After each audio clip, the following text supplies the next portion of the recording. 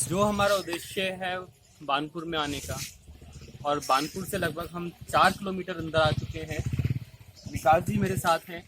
जीवन सिल्क से 4 किलोमीटर की दूरी पर एक गांव कुआ गांव स्थित है।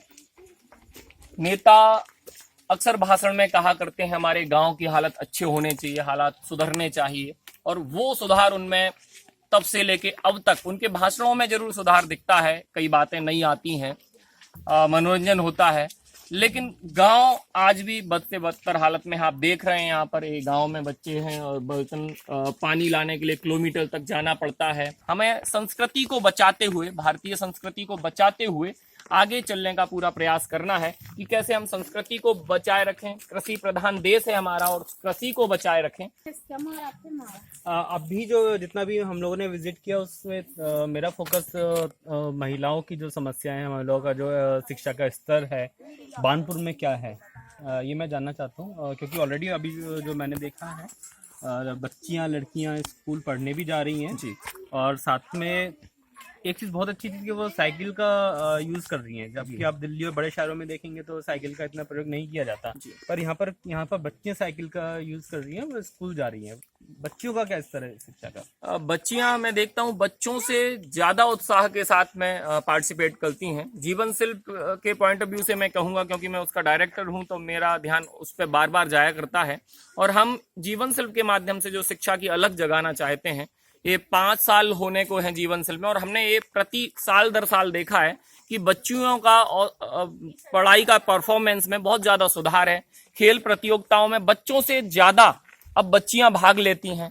पढ़ाई में टॉप आने में हम देखते हैं कि जो बच्चियों का रेशो है वो बहुत ज्यादा तेजी से बढ़ रहा है। एक तरफ और ध्यान आपका मोड़ना चाहूंगा। अब लोग जागे हैं, शिक्षा की ओर रुझान बना है, लेकिन मैं भारतीय शिक्षा की ओर ध्यान ले जाना चाहूंगा कि कई स्कूलों में वो ट्रेडिशन भी जा रहा है कि जहां हमारे बच्चे पढ़ लिख जाते हैं और कहते हैं लोग, यहाँ हमें सुनाया करते थे कि थोड़ा पढ़े तो हल से गए और ज्यादा पढ़े तो घर से गए। कुछ लोगों में डर ये बैठा हुआ है कि कहीं हमारा बच्चा ज्यादा पढ़ जाएगा और हमें छोड़ जाएगा। और मैं इस तरफ से जीवन शिल्प की ओर से आवाज उठाना चाहता हूं और कहता हूं मैं कि हम कितना भी पढ़ लें, कहीं से भी पढ़ लें, अपने गांव में वापस आए और गांव को बेहतर बनाने के लिए संकल्परत हों, प्रयासरत हों, तभी हम पूरे देश का विकास कर पाएंगे। इसका उदाहरण शायद हम लोग के साथ हैं विकास जी। और विकास जी, आप बानपुर के ही रहने वाले हैं? बिल्कुल, मैं बानपुर में ही 8वीं तक की मेरी सरकारी स्कूल से शिक्षा हुई। उसके बाद मैंने प्रयास किया कि जब मुझे तकलीफ दिखती थी शिक्षा में, तो मैं सोचा करता था कि कभी मुझे मौका मिला तो मैं शिक्षा के लिए काम करूंगा, और वो भी गांव में शिक्षा के लिए, अपने गांव में शिक्षा के लिए काम करूंगा।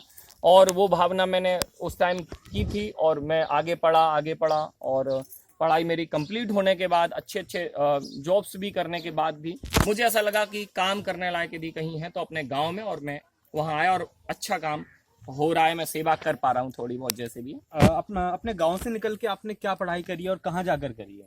मैंने जयपुर से पढ़ाई किया है, उसके बाद मास कम्युनिकेशन किया है, नेट किया है, MA किया है, और 3 साल मैंने दिल्ली में मास कम्युनिकेशन पढ़ाया है। इंडिया टीवी न्यूज़ चैनल में भी काम करने का मुझे अवसर मिला है, और कुछ न्यूज पेपर्स वगैरह में काम करने के बाद घर वालों को मनाया और घर वाले मान गए। उसके बाद मैंने यहाँ पर शिक्षा का शंखनाद प्रारंभ किया, और लोगों ने इतना सपोर्ट किया मुझे कि फर्स्ट टाइम में ही, पहले साल में ही मुझे 280 बच्चों का साथ मिला, और उससे बढ़ के हम लोग 900 और 1000 बच्चों तक आज पहुंचे हैं 5 साल के इस दौर में।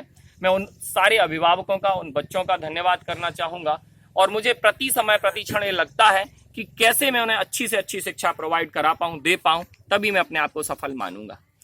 देखिए, तो विकास जी जो है ये बहुत बड़ा उदाहरण है बानपुर के लोगों के लिए और बानपुर के बच्चों के लिए, कि अगर आप पढ़ते हैं गांव से बाहर जाके पढ़िए, अच्छी शिक्षा लीजिए, लेकिन अपने गांव के डेवलपमेंट के लिए, विकास के लिए विकास जी के साथ आए और मिलकर काम करें। जी, मैं ये सोचता हूँ कि हमारा परिवार है, परिवार में यदि कोई बीमार होता तो हम तीसरे से नहीं पूछते हैं कि इसको कैसे दिखाएं, कहाँ दिखाएं।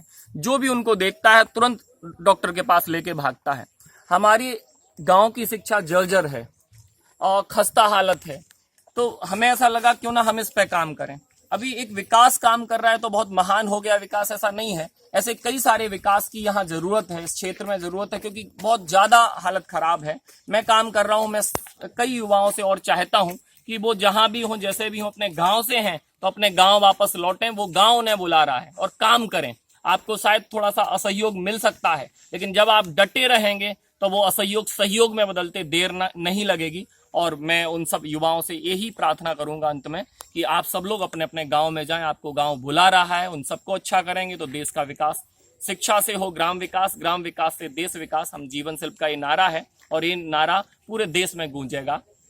Thank you. तो यही है बानपुर के रंग जीवनशील के संग। Thank you.